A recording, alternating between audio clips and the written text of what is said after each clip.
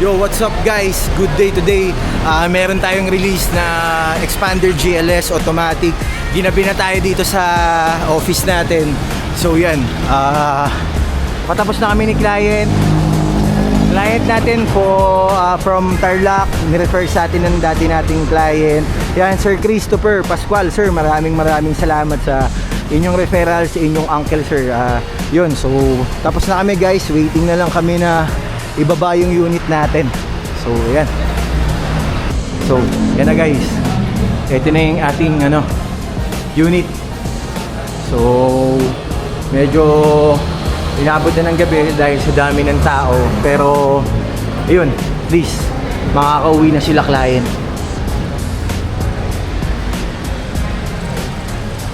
Yan. So alis na natin si Sir Orlan. Yan.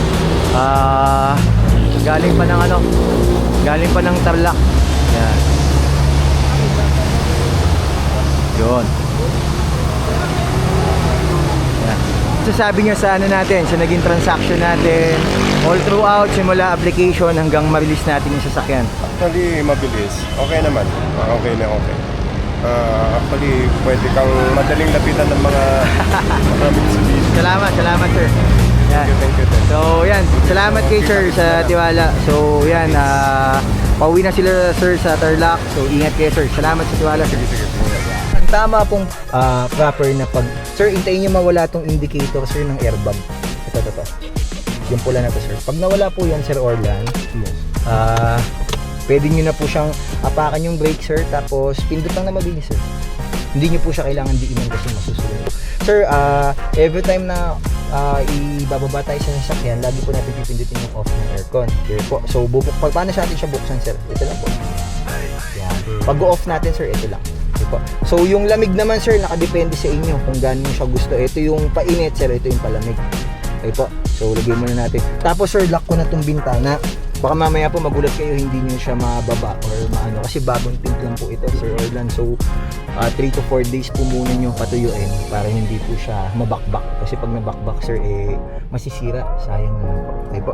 Tapos, sir, every time, sir, na ito, sir, konting recap lang. Kasi kapag matic, sir, di ba alam naman natin na every time na magpapalit tayo ng gear, nakaapak po dapat sa freno.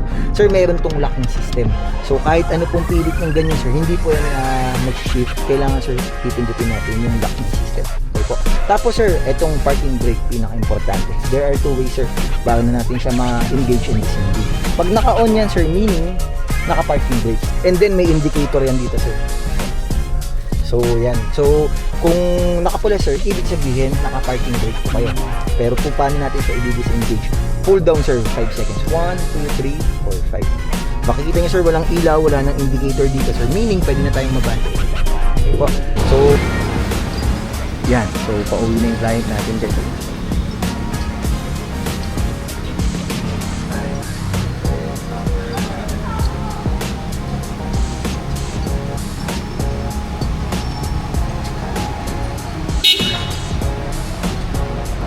Bye-bye, sir. Bye-bye.